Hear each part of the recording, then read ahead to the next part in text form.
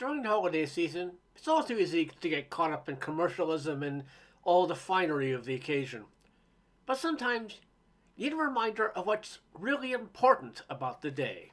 How the Grinch Stole Christmas by Dr. Seuss. Read by Karl Wallace. Every Who down in Whoville liked Christmas a lot. But the Grinch, who lived just north of Whoville, did not. The Grinch hated Christmas, the whole Christmas season. Now, please don't ask why. No one quite knows the reason. It could be his head wasn't screwed on just right. It could be, perhaps, that his shoes were too tight. But I think the most likely reason of all may have been that his heart was 2 sizes too small. But whatever the reason, his heart or his shoes, he stood there on Christmas Eve, hating the Whos, staring down from his cave with a sour, grinchy frown at the warm lighted windows below in their town. For he knew every Who down in Whoville beneath was busy now, hanging a mistletoe wreath. And they're hanging their stockings, he snarled with a sneer. Tomorrow is Christmas. It's practically here. And he growled with his Grinch fingers nervously drumming. I must find some way to stop Christmas from coming. For tomorrow, he knew, all the Who girls and boys would wake bright and early, they'd rush for their toys, and then, oh the noise, noise. That's one thing he hated, the noise.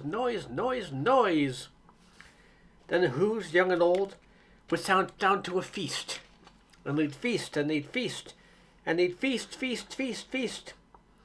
They'd feast on Who pudding, a rare Who roast beast, which was something the Grinch couldn't stand in the least.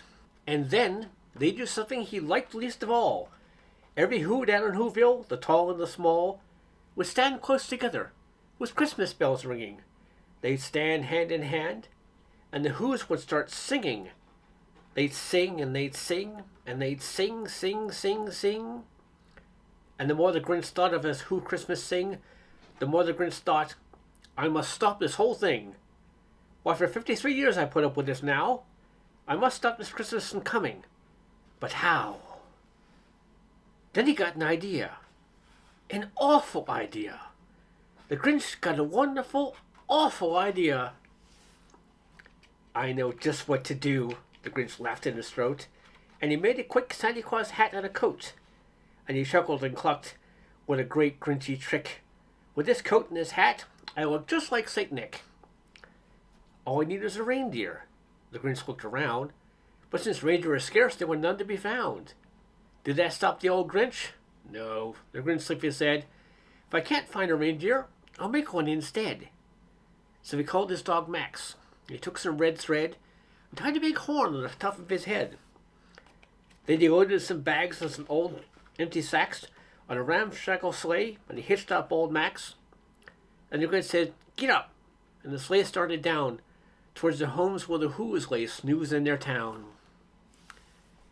All the windows were dark, quiet snow filled the air. All the Whos were all dreaming sweet dreams without care, when he came to the first little house on the square. This is stop number 1, the old Grinchy Claus hissed, and he climbed to the roof, empty bags in his fist.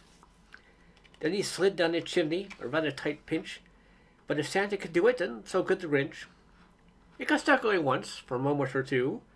Then he stuck his head out of the fireplace flue, where the little Who stockings all hung in a row. These stockings, he grinned, are the first things to go. Then he slithered and slunk, with a smile most unpleasant, around the whole room, and he took every present. Pop guns and bicycles, roller skates, drums, checkerboards, tricycles, popcorn, and plums, and he stuffed them in bags. Then the Grinch very nimbly stuffed all the bags, one by one, up the chimbley. Then he slunk to the icebox. He took the Who's feast. He took the Who pudding. He took the roast beef. He cleaned out that icebox as quick as a flash. Why, that Grinch even took their last can of Who hash. Then he stuffed all the food up the chimney with glee. And now, grinned the Grinch, I will stuff up the tree.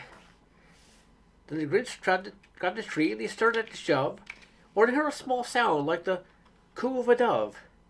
He turned around fast, and he saw a small Who, little Senior Lou who was no more than 2. The Grinch had been caught by this tiny Who daughter, He got out of bed for a cup of cold water. She stared at the Grinch and said, "Santa Claus, why? Why are you taking our Christmas tree? Why?" But you know that old Grinch was so smart and so slick. He thought up a lie and he thought of it quick. "Why, my sweet little tot," the fake Santa Claus lied, "there's a light on this tree that won't light on one side. So I'm taking it home to my workshop, my dear. I'll fix it up there, then I'll bring it back here." And his fib fooled the child, and he patted her head, and he got her a drink, and he sent her to bed. And when Cindy Lou Who went to bed with her cup, he went to the chimney and stuffed the tree up. Then the last thing he took was the log for their fire. Then he went up the chimney himself, the old liar. On the walls he left nothing but hooks and some wire. And the one speck of food he left in the house was a crumb that was even too small for a mouse. Then he did the same thing to the other Who's houses, leaving crumbs much too small for the other Who's mouses. It was dawn. All the Who's still abed, all the Who's still a snooze, when he packed up his sled. Packed it up with their presents, the ribbons, the wrappings, the rags and the tinsel, the trimmings, the trappings. 2,000 feet up the side of Mount Crumpet, he rode with his load to the tip-top to dump it. Pooh-pooh to the Who's, he was grinchily humming. They're finding out now that no Christmas is coming. We're just waking up. I know just what they'll do. Their mouths will hang open a minute or two. Then the Who's down in Whoville will all cry, boo-hoo. That's a noise, grinned the Grinch, that I simply must hear. So he paused, and the Grinch put a hand to his ear. And he did hear a sound rising over the snow. It started in low, then it started to grow. But the sound wasn't sand. Why, this sound sounded merry. It couldn't be so. But it was merry. Very. He stared at Whoville. The Grinch popped his eyes. Then he shook. What he saw was a shocking surprise. Every Who down in Whoville, the tall and the small, was singing without any presents at all. He hadn't stopped Christmas from coming. It came. Somehow or other, it came just the same. And the Grinch, with his Grinch feet ice cold in the snow, stood puzzling and puzzling. How could it be so? It came without ribbons. It came without tags. It came without packages, boxes, or bags. And he puzzled 3 hours till his puzzler was sore. Then the Grinch thought of something he hadn't before. Maybe Christmas, he thought, doesn't come from a store.